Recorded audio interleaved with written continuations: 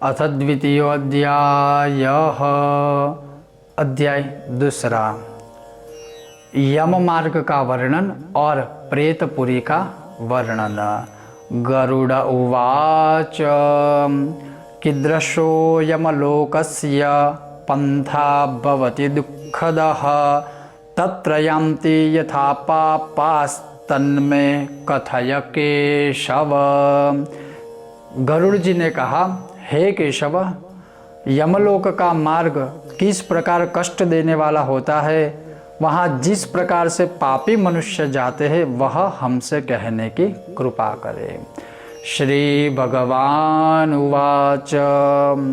भगवान ने कहा, ऐसा प्रश्न करने पर श्री भगवान कहते हैं कि प्राणी को यमलोक का मार्ग बड़ा दुख देने वाला है। मैं तुमको बताऊं, मेरे भक्तजन हो तथा सुनने में तुम कंपायमान हो जाओगे। मार्ग में कहाँ विश्राम लेवे, वहाँ वृक्ष की छाया तक नहीं तथा अन्नादि कभी नहीं जिससे कि प्राणों की रक्षा हो सके, और अत्यंत तृषातुर प्राणी जलपान करे ऐसी मार्ग में जगह भी नहीं है, ना ही कोई व्यवस्था आदि है। प्रलय काल की भांति 12 सूर्य तपते रहते हैं। उस मार्ग से शीतल वायु से पीड़ित हुआ पापी मनुष्य जाता है। कांटे तथा महाविषधर सर्पों से आवेष्टित हो जाता है। कहीं कहीं पापी को बड़े भयानक व्याघ्र, शेर और कुत्ते भक्षण करते हैं। कहीं कहीं बिच्छू काटते हैं और कहीं अग्नि से जल जाता है। कहीं महाभयानक असीपत्र नामक वन है, वह सहस्त्र योजन लंबा चौड़ा है। वह वन कैसा है कि कौवा, उल्लू, वट, गृध्र, मधुमक्खी, मच्छर जीवों से तथा दावानल से व्याप्त है। असीपत्र वन के पत्र से वह प्रेत छिन्न भिन्न हो जाता है। फिर मार्ग में प्रेत अंधकूप नरक में कहीं विषम पर्वत से गिर पड़ता है, कहीं तीक्ष्ण शस्त्र पर चलता है, किसी जगह शंकु के ऊपर चलता है। कहीं भयानक अंधतम नरक में कोई जल में पड़ता है, कोई तो जीवयुक्त कीचड़ में पड़ता है, कहीं संतप्त कर्दम नामक नरक में पड़ता है। कहीं बालुका से भरे हुए नरक में पड़ता है, कहीं अग्नि से तप्त ताम्रमय नरक में गिरता है, कहीं अग्नि के अंगार के समूह में पड़ता है, कहीं महान धूम से भरे हुए नरक में पड़ता है। फिर यम मार्ग में जाते कहीं अंगार की वृष्टि होती है, कहीं लोहमय वज्र सहित स्थूल पत्थर की वर्षा होती है, कहीं रुधिर की वृष्टि, कहीं गर्म जल की वृष्टि और कहीं शस्त्र की वृष्टि होती है। कभी भस्म सहित कर्दम की वृष्टि होती है, कहीं बड़े गर्त खंडों में प्रवेश करता है, कभी कभी ऊंचे स्थान पर चढ़ता है, कभी पर्वत की कंदरा अर्थात गुफाओं में प्रवेश करता है। उस मार्ग में कहीं अत्यंत अंधकार है, कहीं दुख से चढ़ा जाए ऐसे बड़े पर्वत है, कहीं कहीं पूय शोणित से व्याप्त और विष्ठा से भरे हुए तालाब है। रास्ते के मध्य में बहने वाली ऐसी भयंकर वैतरणी नामक नदी है जिसकी कथा श्रवण करने से भय उत्पन्न होता है। तब देखने में काष्टकारक या कष्टकारक दुखदायक है, इससे क्या आश्चर्य है। वैतरणी नदी का 100 योजन विस्तार है, पूय रुधिर से बहने वाली है, हड्डियों से व्याप्त तट है, मांस और शोणित के कर्दम से युक्त है और बहुत ऊंची है, मनुष्य तैर नहीं सकता, केश रूपी शैवाल से दुर्गम है और बड़े बड़े मगरमच्छादि से परिपूर्ण है और बड़े भयंकर हजारों पक्षियों से संपन्न है। ऐसी नदी पापी प्राणी को देख ज्वाला तथा धूमयुक्त दिखने लगती है, जैसे लोहे की कढ़ाई में अग्नि से तपा हुआ तेल और जैसे घी ज्वाला से व्याप्त होता है। उसी नदी का नाम है गरुड़ वैतरणी है। फिर वह कैसी है कि सुई के मुख वाले भयानक कृमि से व्याप्त वज्र जैसे तुंड है, जिनके ऐसे महागृध्र बायस आदि से वेष्टित है, और शिशुमार, मगर, जलुका, मत्स्य, कच्छ और भी जलचर जीवों से वह व्याप्त है। उस प्रवाह में गिरे हुए बहुत से पापी प्राणी कहते हैं, हे भ्राता, हे पुत्र, हे तात, हे मात, इसी प्रकार की दीनता के वचन से वह चिल्लाते हैं, वचन बोलते हैं और क्षुधा तृषा युक्त है। उस नदी के रुधिर को पीते हैं। वह नदी फैन तथा रुधिर से व्याप्त हो बहती रहती है। वह बड़ी भयानक है, उच्च स्वर से गर्जन करती है, कोई उसको देख नहीं सकता। उसके देखने से पापी चेतना रहित हो जाते हैं। ऐसी भयानक वह नदी है। बहुत से बिच्छू एवं कृष्ण सर्पों से व्याप्त उसमें पड़े हुए पापी पुरुषों की रक्षा करने वाला कोई भी वहाँ नहीं है। नदी के अनंत आवर्तों से पापी सर्प से पाताल को जाता है, क्षण मात्र पाताल में रहते हैं, पुनः क्षण मात्र में नदी के ऊपर आते हैं। हे गरुड़, ऐसी वह नदी पापी पुरुष के गिरने के लिए रची गई है। उस नदी का पार नहीं दिखता और किसी से तरी न जाए, कोई तैर नहीं सकता। ऐसी ही दुखदायक वैतरणी नदी का वर्णन है। इस तरह से अनेक प्रकार के क्लेश जिसमें है, ऐसे दुखदायक यम मार्ग में पापी पुरुष कूक करते हुए, रोते हुए, दुखित होकर चले जाते हैं। कोई पापी जीव पास से बंधे हुए, कोई अंकुश से खींचे हुए, कोई शस्त्र के अग्र भाग द्वारा पीछे से हाँकने मात्र से इस प्रकार सब चलते हैं।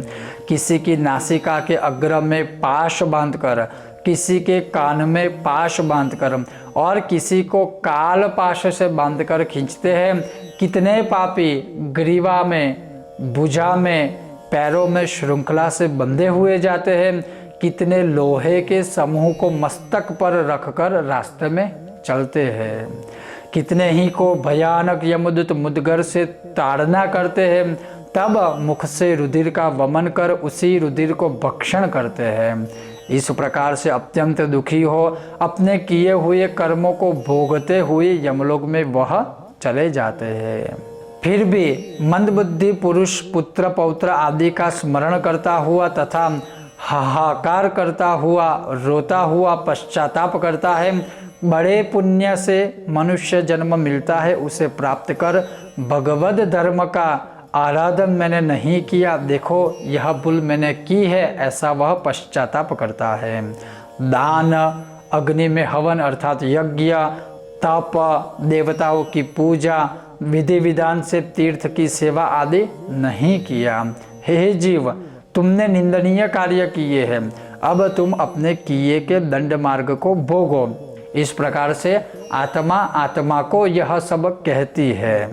ब्राह्मणों की पूजा, गंगा जल का पान, सत्पुरुषों की सेवा, परोपकार आदि भी नहीं किया। हे जीवात्मन, तुम्हारे अपने किए कर्मों के फल तुम ही भोगो। शुभ पक्षियों के लिए वन में वापी, कूप, तड़ाग आदि अर्थात तालाब आदि नहीं खुदवाया और गौ ब्राह्मण की वृत्ति के लिए कुछ भी धन खर्च नहीं किया। अतः हे जीव आत्मन, तुम अपने किए कर्मों को भोगो।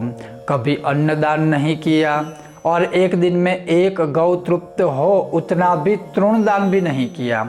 स्नान, संध्या, जप, यज्ञ, स्वाध्याय, देवता अर्चन आदि नहीं किया। वेद वचन, शास्त्र वचन को भी नहीं माना। पुराण की कथा कभी श्रवण नहीं की। पुराण के बनाने वाले व्यास मुनि की कभी पूजा नहीं की। इसलिए हे जीव आत्मन, किए हुए कर्म को तुम भोगो। मैंने स्त्री जन्म धारण कर स्वामी का हित नहीं किया, प्रिय वचन भी नहीं बोली और पतिव्रत धर्म से भी च्युत थी। किस दिन गुरु का सत्कार नहीं किया, इस कारण हे जीव आत्मन, अब किए हुए कर्मों को तुम भोगो। धर्म बुद्धि से मैंने पति की सेवा नहीं की, पति के मरने के बाद सती भी नहीं हुई, विधवापन प्राप्त होने पर तप भी नहीं किया। इसलिए हे जीव आत्मन, तुम अपने किए कर्म को भोगो। महीने के उपवास तथा बड़े विस्तार नियम वाले चांद्रायण आदि व्रतों से शरीर को पूरा कुछ भी नहीं किया और पूर्व जन्म के पाप कर्म से नारी का शरीर मैंने प्राप्त किया है और जो शरीर वैधव्य आदि बहु दुख का पात्र है।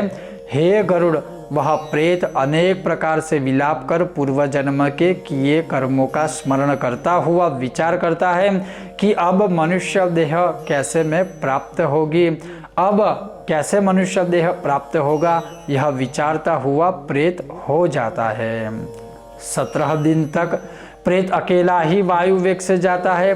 तदनंतर 18वें दिन हे गरुड़, वह प्रेत सौम्यपुर को जाता है। उसमें बहुत से गण है।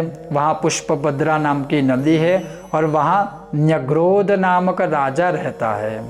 यम के दूत उस पुर में प्रेत को विश्राम कराते हैं। तब प्रेत वहाँ दुखित होकर स्त्री पुत्र आदि द्वारा किए हुए सुख का स्मरण करता है। जिस समय में प्रेत का धन या प्रेत धन नौकर आदि सबका सोच करता है, उस समय वहाँ के प्रेत और यमदूत सब इकट्ठे होकर उस प्रेत को ऐसे वचन कहते हैं, हे मूर्ख, तू व्यर्थ सोच करता है। धन भृत्य अर्थात अपने भाई बहन पुत्र स्त्री मित्र बांधव आदि तुम्हारे कोई भी नहीं है। जीव अपने लिए किए हुए कर्मों को आप ही भोगता है, इसलिए यमलोक के मार्ग में चलो। अहो परलोक पांथ यमराज के बल और यम के दूत हम हैं जिनके बल को तू नहीं जानता है और यमराज दंड न देवे ऐसा यत्न नहीं करता है। इससे अब जिस मार्ग में लेना देना इत्यादि व्यवहार कोई भी नहीं, ऐसे मार्ग में हे प्रेत तुझे अवश्य चलना ही है। हे प्रेत, यमलोक मार्ग को बालक पर्यंत सब जानते हैं, इनको तुमने कैसे नहीं सुना। अर्थात छोटे बच्चे भी जानते हैं कि यम का मार्ग कैसा है। और पुराणों के वचन भी ब्राह्मणों के पास तूने नहीं सुने, क्योंकि पुराणों में नरक आदि का वर्णन बहुत प्रकार से किया है। दूत ऐसे वचन कहकर मुदगर से ताड़ना करते हैं। तब प्रेत उछल कर ऊंचे चढ़ते हैं, नीचे जाते हैं, दौड़ते हैं, जिसको यमदूत पाश से बांधकर खींचते हैं। इस पूर पर बैठा हुआ प्रेत मरने के बाद पौत्र आदि को ने जो स्नेह से अथवा कृपा कर मासिक में पिंड दान दिया, उस पिंड को वह भोगता है। तदनंतर सौरीपुर को जाता है, जिस पुर में काल के रूप को धारण करने वाला जंगम नाम वाला राजा है, जिससे प्रेत भयभीत हो विश्राम जाता है। उस पुर में प्रेत के पुत्रादिकों ने जो त्रैपाक्षिक पिंडदान किया, उस अन्नयुक्त उदक को भक्षण करता हुआ आगे जाता है। प्रेत जल्दी से नगेंद्र भवन जाता है। वहाँ भयानक वन है, जिनको देख बड़े दुख से रोता है। निर्दयी यमदूत के पाश से खींचा हुआ प्रेत 2 मास में रोता हुआ जाता है। वहाँ बांधवों के दिए हुए 2 मासिक पिंड और जल को भोग यमदूतों के पाश द्वारा आगे बढ़ता है। 3रे मास में गंधर्वपुर को वह प्राप्त हो, त्रैमासिक पिंड को गंधर्वपुर में भोग आगे चलता है। 4th मास में शैलागमपुर को जाता है। वहाँ प्रेत के ऊपर बहुत से पत्थर बरसते हैं। वहाँ 4th मास के दिए हुए पिंड का भोग कर किंचित सुख को प्राप्त हो। वहाँ से 5वें महीने में प्रेत क्रौंचपुर को जाता है। वहाँ हाथ में दिए हुए 5वें महीने के पिंड को भोग कर आगे क्रूरपुर को जाता है। सार्ध पंचम मास न्यून षाण्मासिक होता है। उस समय के उस घट सहित पिंडदान से प्रेत कुछ तृप्त होता है, अर्थात उस दिन घटदान देने से एक अर्ध मुहूर्त आराम कर बड़े दुख से कंपित हो यमदूत की गर्जना से उस पुर को वह त्याग चित्रभवन नामक पुर को जाता है। वहाँ विचित्र नाम वाला राजा यमराज का छोटा भाई राज्य करता है, राजा शासन करता है। उस पुर में स्थूल शरीर को धारण करने वाले यम के भाई को देख प्रेत भय से दौड़ता है। तब नाव चलाने वाले उस प्रेत के सामने आकर कहते हैं कि महावैतरणी नदी में चलाने के लिए हम नाव लेकर तुम्हारे पास आए हैं। अब तुम्हारे पास ऐसा पुण्य हो तो बताओ।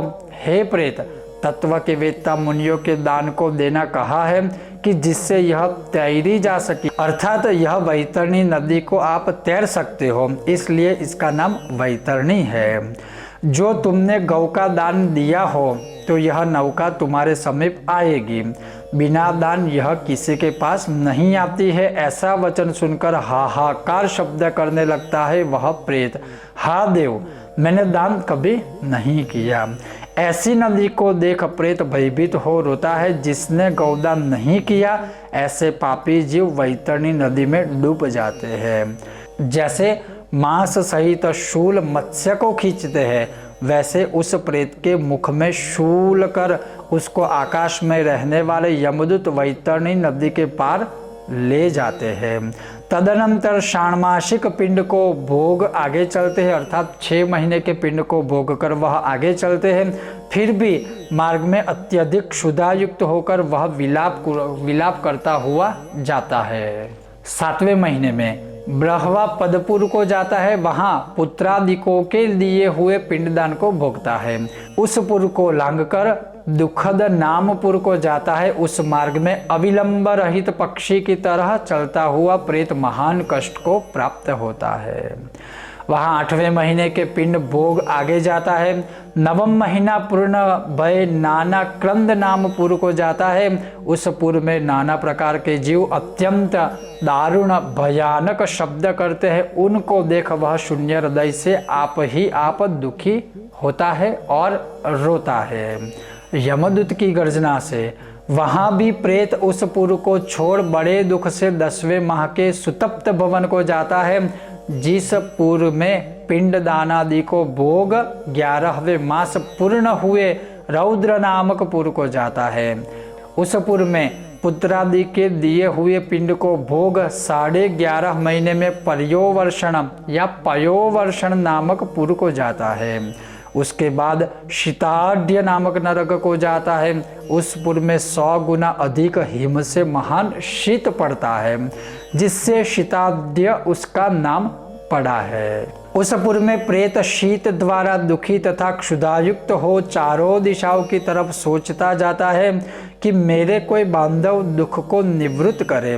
तब यमदूत बोलते हैं कि तुम्हारे ऐसे पुण्य कहाँ है जो तुम्हारे दुख मिटावे। उस पुर में 12 मास के पिंड को भोग वह प्रेत कुछ धैर्य धारण करता है, अर्थात बरसी हो जाने के बाद वह प्रेत कुछ समय तक धैर्य को धारण करता है। तदनंतर 1 वर्ष व्यतीत होने पर यमलोक के समीप बहुभीति नामक पुर में जाकर पिंड से उत्पन्न हुई हस्त प्रमाण देह का त्याग करता है। अंगुष्ठ मात्र वायु रूप जीवात्मा कर्मों को भोगने के निमित्त हे गरुड़ यातना भोगने के योग्य शरीर को धारण कर यमदूतों के साथ यमलोक को जाता है। परलोक के निमित्त जिसने दान नहीं दिया वह कष्ट से तथा दृढ़ बंधन से बंधा हुआ यमलोक को जाता है। उस यमराजपुर के 4 दरवाजे हैं। उसमें दक्षिण द्वार के मार्ग को हे वरुण मैंने तुझसे कहा वो दक्षिण द्वार है। उस भयानक यमलोक के रास्ते में क्षुधा तृषा श्रम आदि से दुखित हुए प्रेत जिस प्रकार से जाते हैं उसको मैंने कहा है। अब और तुम्हें क्या सुनाऊं या अब और तुम्हारे क्या श्रवण करने की इच्छा है। ओम अस्मिन् पथि महाघोरे क्षुत्रो शाश्रम पीड़िताः यथा यान्ति तथा प्रोक्तम कि भूयः श्रोतुमिच्छसि। श्री गरुड़ महापुराणे सार उद्धारे यम मार्ग निरूपणम नाम 2य अध्यायः संपूर्णम। श्री नारायण अर्पणम अस्तु। तो यह था दूसरा अध्याय श्री गरुड़ महापुराण का, जिसमें यम मार्ग का निरूपण किया हुआ है और कौन कौन सी पुरी में कैसी कैसी सजा मिलती है या यमदूत या यम दंड देते हैं। जैसे अरिष्ट दुष्कर्म किए हैं उसी प्रकार की यह यातनाएं इस अध्याय में प्रस्तुत की गई है। अगले भाग को देखने के लिए ऐसे ही देखते रहिए कर्मकांड बाय आनंद पाठक। जय श्री कृष्ण। ओम गणेश। ओम नमो नारायण।